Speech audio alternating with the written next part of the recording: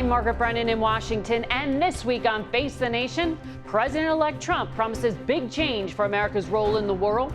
But with much of the world on fire, will his policies extinguish the flames or fuel them? Mr. Trump's traveling transition team didn't have far to go for the annual Army-Navy game. This year, it was just outside Washington. The game gave his national security picks the opportunity to review and cheer on some of our future troops. We love our Navy, except today. Go Army, beat Navy. Go Army, beat Navy. Unfortunately for them, Navy won. And some of Trump's intended nominees will face a tough path to victory themselves. But one man who's definitely headed for a job in the White House, incoming National Security Advisor Mike Waltz, will join us to preview the new administration's priorities amid instability throughout the Middle East, tensions in Asia, and an unrelenting war in Ukraine. Ukraine's ambassador to the U.S., Oksana Markarova, will also be here. We'll ask how new leadership in Washington will change her own country's calculus as Russia's invasion grinds on. Then, President Biden breaks a record by commuting the sentences of 1,500 Americans. We'll ask Democratic Senator Amy Klobuchar about that and the future of law enforcement under Trump. Plus, Donald Trump promises Wall Street big changes are ahead. We're going to do things, I think, that haven't been really done before. We're going to be cutting taxes still further. We'll dive into the details with IBM Vice Chairman Gary Cohn, who served as a top economic aide to Trump during his first term. And finally, a conversation with the head of the United Nations World Food Program, Cindy McCain, about the link between global hunger and global instability. It's all just ahead on Face the Nation.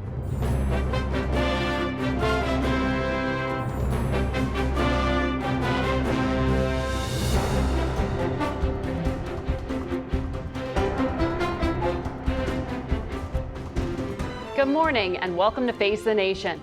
Congress and the Biden administration are rushing to get business wrapped up during this last work week of the year for lawmakers before the former and president-elect takes the oath of office in January. We begin with Congressman Mike Waltz of Florida, who is the incoming White House National Security Advisor. Good morning to you. Hey, morning, Margaret. Tough day for Army, but great day for America. Indeed. Well, as a Green Beret, I know you had a reason to be cheering there for Army, sir. I want to ask you a number of topics, but before I go overseas, you sit on the House Intelligence Committee. You also, because of your new role, are in contact with President Biden's National Security Advisor, Jake Sullivan. Do you think the public should be concerned about these reported drones all over the East Coast? And have you the need for more authority to deal with them? Well, I think what the drone issue points out are kind of gaps in our agencies, gaps in our authorities between the Department of Homeland Security, local law enforcement, the Defense Department. I think Americans are finding it hard to believe.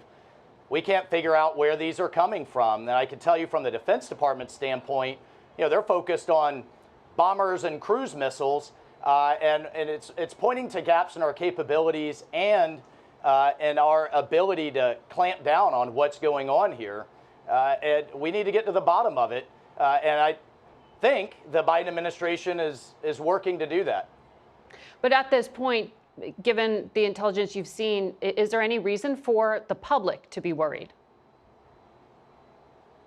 Well, look, when you have sensitive sites like Picatinny Arsenal, you have, of course, President Trump's residence at Bedminster, and you have other no-fly areas. Those need to be enforced. We need to know who's behind it. But right now, I think law enforcement seems to be the Department of Homeland Security and the Defense Department are kind of all doing this and pointing at each other. So when we come in, you know, how do we enforce these low-level, long loitering, could be dangerous drones? And one thing for people to appreciate, you know, they're evolving so rapidly. It's not necessarily somebody that's just on the other end flying it. They could be following pre-positioned GPS coordinates. They could be coming from offshore. And we need to take a hard look at our homeland defenses. President Trump has talked about an Iron Dome for America. That needs to include drones as well, not just adversarial actions like hypersonic missiles. We need to have an all-of-the-above protection of U.S. airspace. Understood. Let me ask you about China. The president-elect said a few things in the past week about China, and he said his team has been talking and discussing, as he put it, with China's President Xi Jinping. CBS was the first to report that an invitation was extended to the inauguration, though we do not expect Xi to come. Was that the extent of the back and forth? Do the two leaders intend to speak by phone?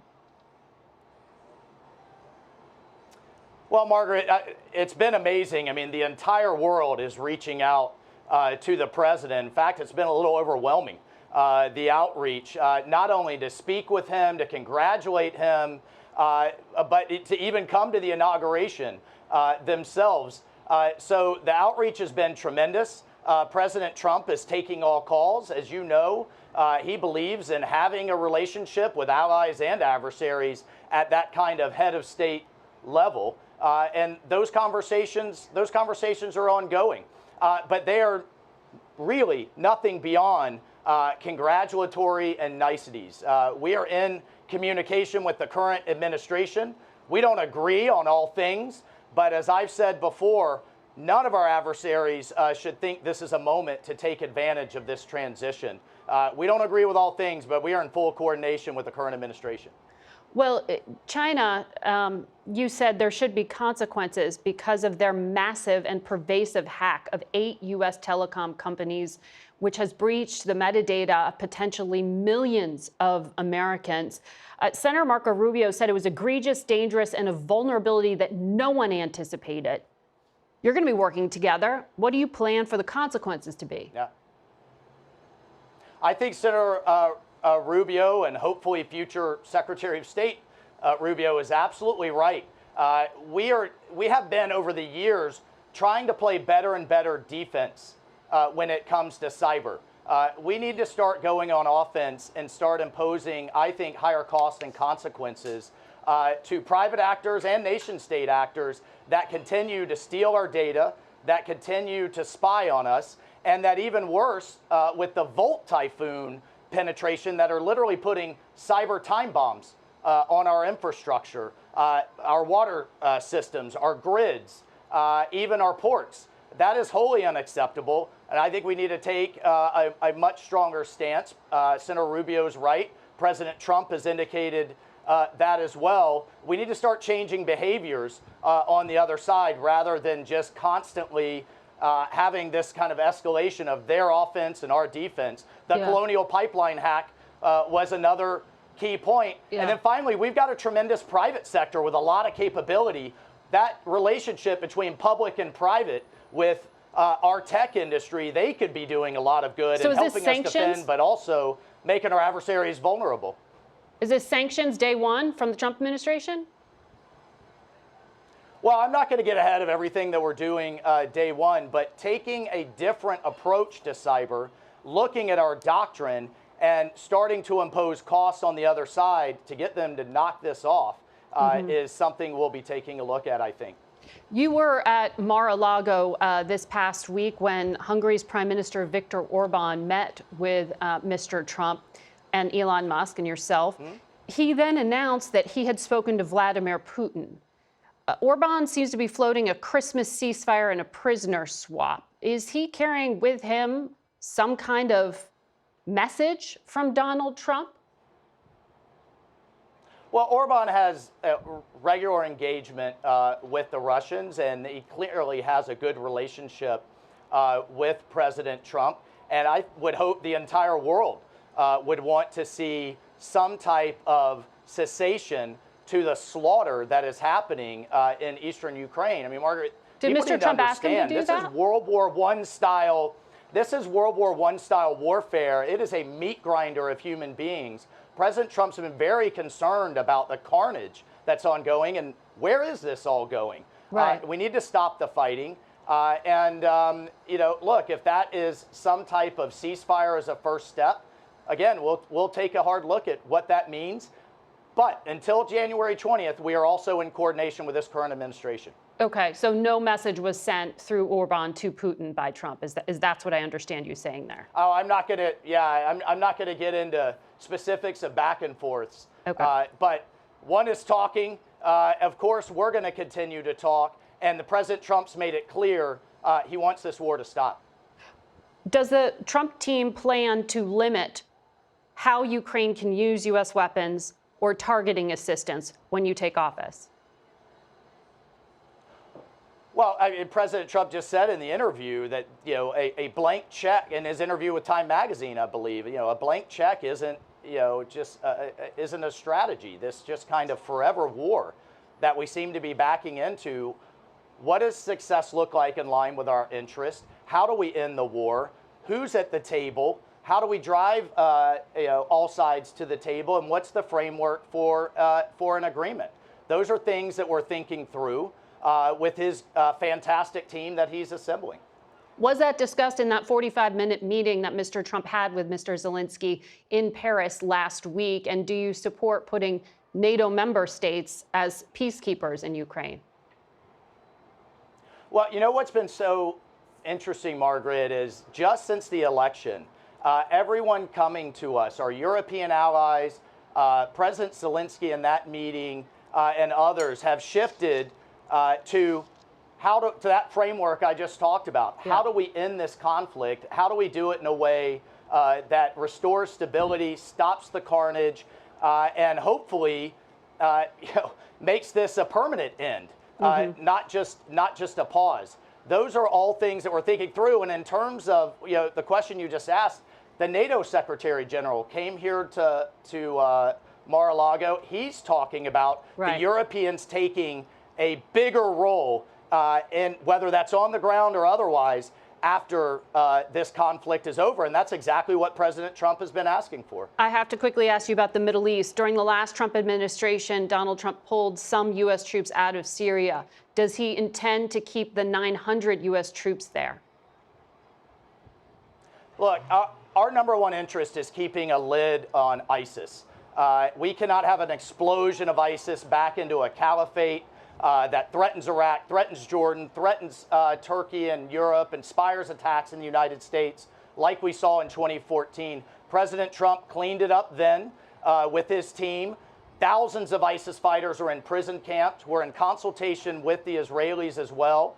They're importantly taking down Assad's chemical stockpiles, as well as other things we don't want falling into the hands of anybody. And the other piece there that he asked for in the first term and that we need to see is, again, Europe, who was hit so badly by ISIS attacks, taking a greater role in keeping ISIS contained. So those are all conversations that we're having, again, in consultation with the current administration, and we'll see moving forward. Congressman Mike Waltz, thank you for joining us today. Face the Nation will be back in a minute. Stay with us. And we're joined now by Minnesota Democratic Senator Amy Klobuchar. Good to have you here. Great to be back on, Margaret. Thanks. Well, Senator, I do want to ask you about these drones on the East Coast because we looked at your record and you actually co-sponsored legislation a few years ago trying to expand authorities to deal with them. Why do you need an act of Congress to deal with this, and why didn't the Democrats move on it? Well, first of all, the administration has repeatedly assured people that they are safe. However, one, we need a briefing for the members of the Senate to figure out what's going on here. Two, we need more transparency. And three, I appreciated some of the congressman's words because what he was talking about is we need to have a new regulatory rules in place here. Right now, you have to register a drone if it's over a ½ pound, and there are penalties if you don't do that. Well, I think we have to make sure that regime is enforced with local and state authorities. And then we've got to figure out, do we really want all these drones? Because while these may be safe, who knows what happens in the future?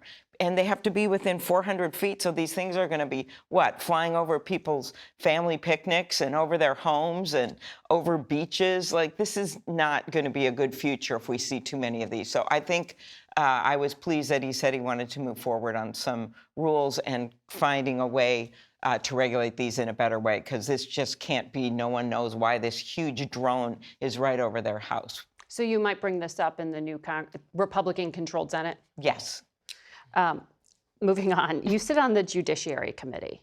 So you're going to have a key role in overseeing law enforcement under the Trump administration, and you'll get to question his selectee to run the FBI, Kash Patel, who has published in his book a list of enemies, vowed retribution. I want to play something for you that Republican Senator Murkowski said just a few days ago. The approach is going to be everybody toe the line. Everybody line up. We got you here, and if you want to survive, you better be good. Don't get on Santa's naughty list here, because we will primary you. That is a remarkable thing for a Republican senator to say on the record, as clearly as she said. She said they are being threatened if they don't get in line and vote for some of these nominees. Are you getting the sense from your Republican colleagues on judiciary they will get in line and vote through Kash Patel? Sadly, there is some of that going on, but then you have other people like Lisa Murkowski, who has always been a thoughtful, independent voice. She believes her job is to do what our Constitution tells us, advice and consent, and also that we take an oath to support and defend the Constitution of the United States. So we have to do our due diligence and make decisions. I voted for a number of the past Trump nominees for many different jobs. I looked at them and decided if I thought they were qualified and could they perform the mission of the agency and did they have integrity.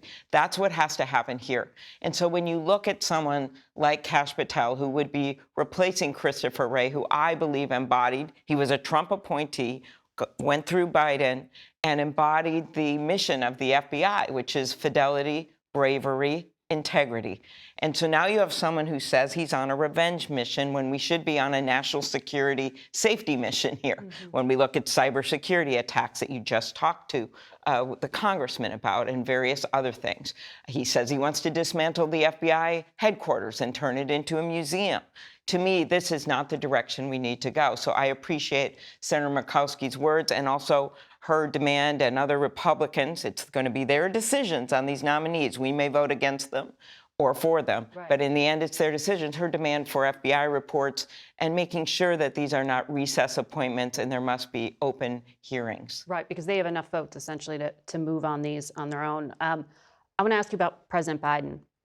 This past week, he had this record number of commutations, 1,500 Americans, more than any president in any single day.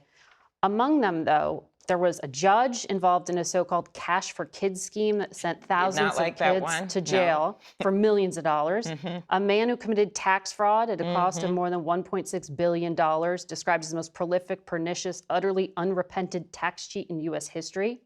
A woman who was involved in a $26 million scheme to defraud Medicare. Are you comfortable with some of these decisions? No. There's also a man in Duluth that was running a major drug house, basically, and had all this money under his bathroom tiles, was also commuted. So the way I look at this is, I also didn't agree with the pardon of the president's son. Mm-hmm. I also have not agreed with a number of pardons that President Trump gave. Mm-hmm. So I believe, and I've long advocated for this, that while the pardon ability is part of our Constitution. We're not going to change that, right? Mm-hmm. Go way back to President Lincoln, who made hard decisions himself about deserters from the Army, things like that. That's been going on a long time. Right. But we should have some kind of an outside board that governors have. Governors have the ability to give mercy to people after years have gone by.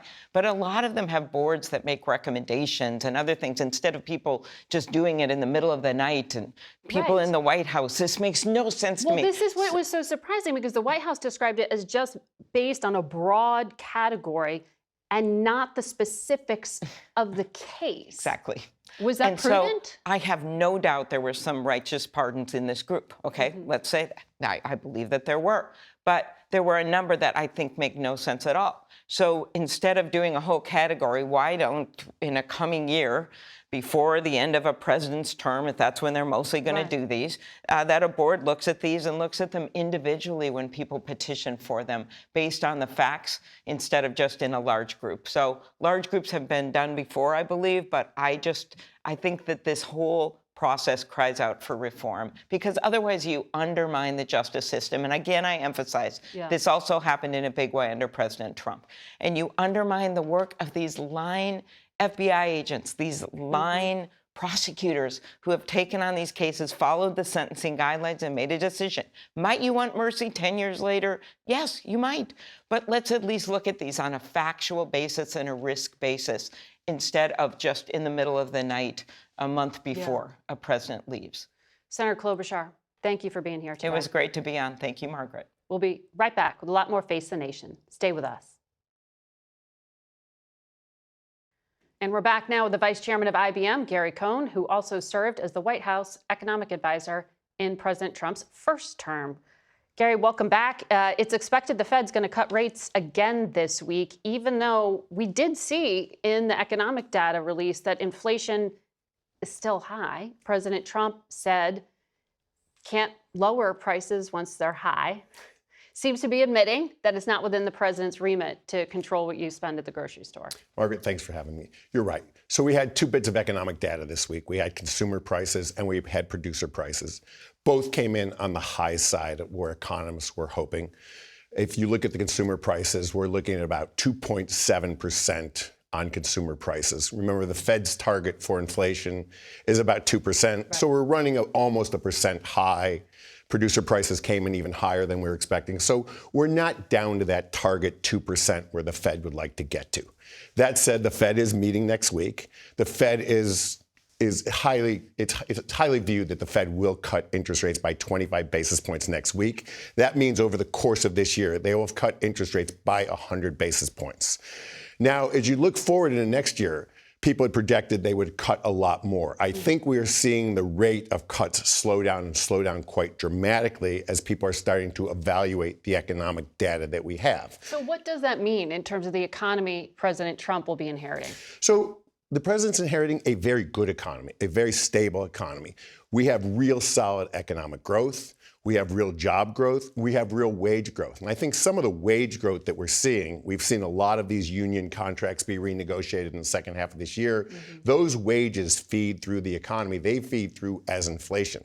So the economy that the president's inheriting is quite strong. I think it will continue to stay quite strong. And in fact, the American consumer today, as well as corporate America, is quite excited about what the Trump administration is talking about. And the business environment is very positive. Corporate America is talking about a lot of expansion, a lot of capital expenditure for next year, about repatriating more jobs back to the United States, about building more factories in the United States, hiring more workers. You think that'll actually happen? I do think it's going to happen. So net, we are talking about a very positive business and cycle going forward into 2025.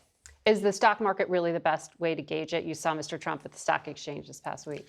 Well, look, the stock market is one benchmark. It's an index, it's a benchmark. And remember, the stock market is an index. There's a huge diversity of what's going on in the stock market. There's some of the tech stocks at the high end that are performing very, very well. And there's some of the more traditional stocks in the middle of the market that are not performing as well. We got to take a break and finish this conversation the other side of it. Stay with us, Gary. We'll be right back.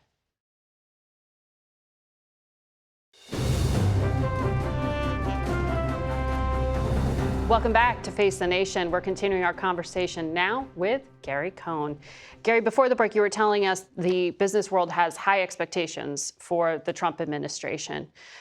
One of the things that Donald Trump promised to do in his second term was lower the corporate tax rate.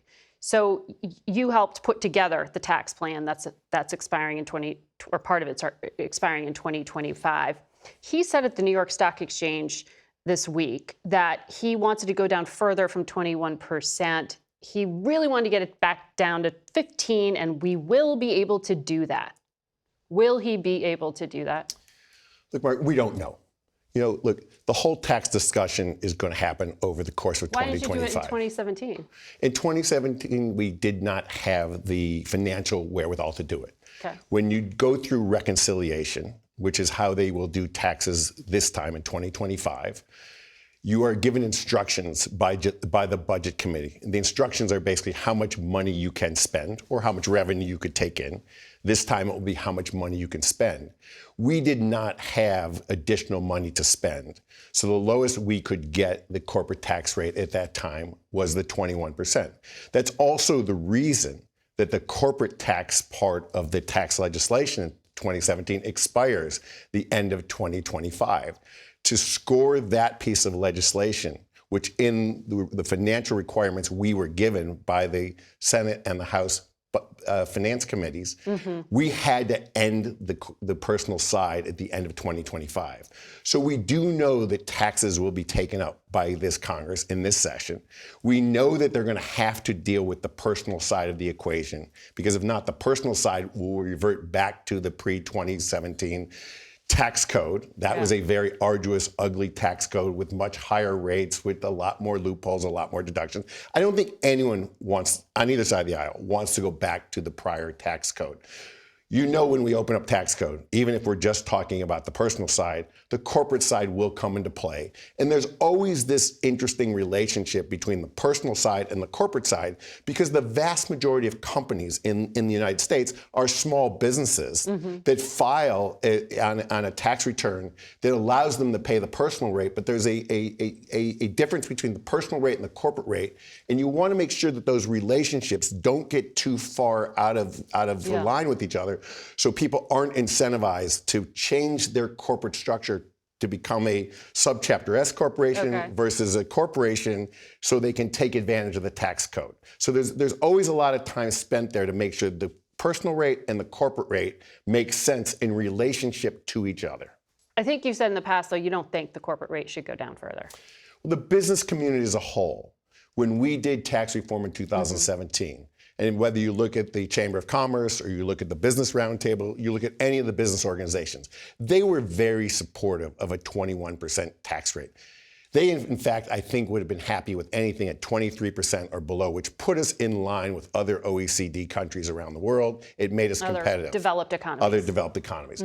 Obviously, companies will be happier if the tax rate goes lower, but realistically, we just need, in this country, to be competitive with the rest of the world. We do not want corporate taxes to be a disadvantage for U.S. domiciled companies. The pick for Treasury Secretary is hedge fund manager Scott Bessent. You may know him. He says he's going to deliver on the Trump tax cut pledges, but that's eliminating taxes on tips, Social Security, overtime pay.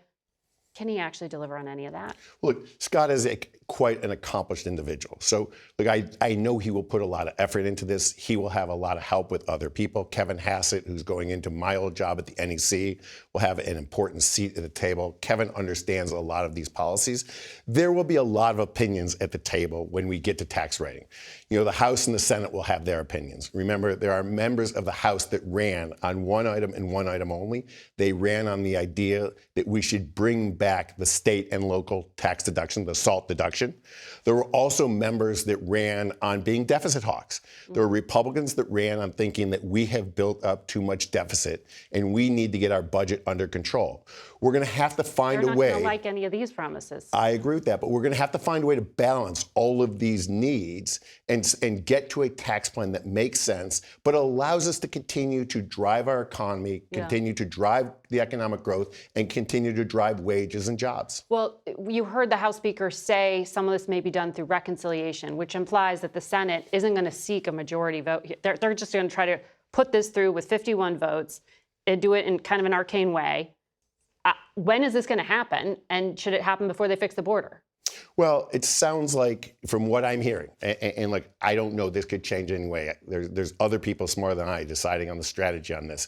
It sounds like there may be two reconciliation bills. It sounds like the first reconciliation bill, which you're right, is a bill that allows the Senate to do something in a simple majority, budget-related only. You can only reconcile a budget-related with a simple majority. It sounds like there may be a first reconciliation bill, which is border-related, where they may take back much of the unspent Inflation Reduction Act money and some of the other money that was appropriated under the Biden administration and use that to close the border. And then they'll get the taxes. Use a second reconciliation bill, because there are two budgets out there, as there were in the Biden administration. Use that to go after taxes and fixing taxes, especially the personal side of taxes, that ends in 2025. That's a big fight to have in the year ahead. Gary, we'll be talking to you again then. We got to take a break. Thank you. And we're joined now by the Ukrainian ambassador to the United States, Oksana Markarova. Good to have you back with us. Thank you for having me, and blessed Sunday to all. No Western power, as you know, is sending troops to Ukraine to help Ukrainian forces. But Russia's got North Korean troops now who are fighting on their side. Yesterday, President Zelensky said Russia has been using a significant number of North Koreans. How are they fighting? Yes, so and we are not asking for other troops. Ukrainians are still capable of defending our own country. We're asking for the military support. Yesterday, we have seen those tens of thousands of troops that we were warning the world about. We have seen hundreds of them on the battlefield already. And we are successfully fighting with them as we are fighting with the Russians. I mean, look, we see them now in Kursk Oblast only. And our brave defenders were not only able to kill a lot of them, but also keep the positions. So it's difficult, of course, to see the reinforcement from this axis of evil, but it will not change anything for us. We will continue defending the very long line, whether it's in southern, eastern Ukraine, or whether it's our defensive operation in Kursk. And in the meantime, the North Korean troops are getting trained in modern warfare, and they're learning in Ukraine, I mean, right there. Absolutely. And we also have to worry about what is it that Russia is promising or even delivering to North Korea in exchange for this, and Korean missiles. But I also raise the manpower issue because it's a problem for Ukraine as well. Military recruitment is tough right now in Ukraine. There has been pressure on your government by the United States to lower the draft age so that you can boost the number of fighters. This is arguably a bigger issue than the weaponry itself. Is it affecting the ability of Ukraine to keep up this fight? I wouldn't agree that it's a bigger issue than the equipment itself. We still have, first of all, we have a number of young people fighting for Ukraine, and they are volunteering, and women are volunteering. Ukraine is one of the countries that lifted all restrictions for women, for example, and we have 60,000 of women in the armed forces. With the recruitment, the last changes to the law on mobilization already allowed us to create new brigades, which we are training now. And the problem is to have enough equipment to train them on so that we can actually not send to the battlefield like Russians do, right, unprepared, whether it's North Koreans or unprepared Russians, but to send soldiers who can do and deliver on a mission. And it's very important for us because every person matters for Ukrainians. Of course, there are challenges, and we have the plan and we know how to do it because, again, this is our home we are defending. So when it's necessary, all of us are going to be defending our country. But weapons and having more weapons, especially long range, especially something to counter these 3,000 glide bombs every month that Russians are sending against us. These missiles, both Russian and North Korean missiles. I mean, it's still a question of artillery and weapons and air defense, most importantly. And the more we can have, the faster we can, the more efficiently we can defend. Well, the Biden administration has been releasing more weapons just in the last week alone. But Donald Trump gave an interview to Time magazine, and he said the United States is escalating by allowing for weapons, missiles to be shot into Russian territory. He specifically focused in on that. He does not like that Ukraine is doing it. What does that mean for you on day one of the Trump administration? Well, let me start by saying thank you to all American people, really, for standing with us all this time. Let me thank President Biden and his administration for all the support. Let me thank President Trump. He is the one who made a historic decision to provide us with javelins, actually to provide us with lethal aid in the first place. Back in 2017. Yes. So right now, we have to do everything in order to stop Russia. And we know it could be stopped. It was recently stopped in Syria. We liberated more than 50% that they have taken. We actually kicked them out from the Black Sea just with our own naval drone capabilities. We can stop them. The more equipment we have, especially including the longer range equipment, in order to be able to degrade the attack capabilities faster, the faster they will either come to the table, because again, Ukraine wants peace. Nobody wants peace more than us. Ukraine was never a problem. We never initiated this conflict. And we negotiated at the first sites. Remember in 2022, when Russians started negotiations, they, of course, did not negotiate peace. They negotiated the pause. Right. As we just heard Congressman Waltz, who absolutely rightfully said, it has to be peace, not a pause. He was careful. He didn't give a lot of specifics as to what the Trump policy will be. But we do know that Viktor Orban was at Mar-a-Lago this past week, and he talks to Vladimir Putin, and he's talking about a Christmas pause. Do you see a chance for a Christmas ceasefire and prisoner exchange? This is very difficult winter. After Russia destroyed a lot of our energy infrastructure, and after, we are going through these difficult fights, both on the front line, but also civilians suffering from the deadly missile attacks. Just this past week.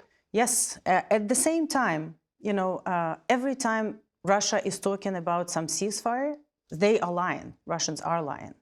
And we see they were not able to defend their terrorist body Assad, and he fled to Russia. And we see horrible atrocities in Sednaya prison, like we see in Ukraine everywhere. It reminded me isolation prison in Donetsk, which still is operational. So, look, if Russia wants seriously to stop it, they can stop it anytime. Okay. Ambassador, I have to leave it there. Thank you so much for joining us. Thank you. We'll be back in a moment. Scenes of jubilation in Damascus as thousands of Syrians mark the first Friday prayer since the fall of the Assad regime 1 week ago. Our Elizabeth Palmer has more. I have never seen Damascus so filled with joy. Bashar al-Assad, the dictator, had fled to Moscow. And just like that, the fear of saying something that might get you arrested was gone. The Islamist fighters who'd seized power a week ago were partying too. In the main souk, shoppers walked on Assad's face, while at Sednaya prison, where his critics were tortured and killed, crowds poured into what Syrians used to call the slaughterhouse. It's some kind of maybe underground holding cells. This is where political prisoners were disappeared. Horrible. Dark, damp, smelly, cold.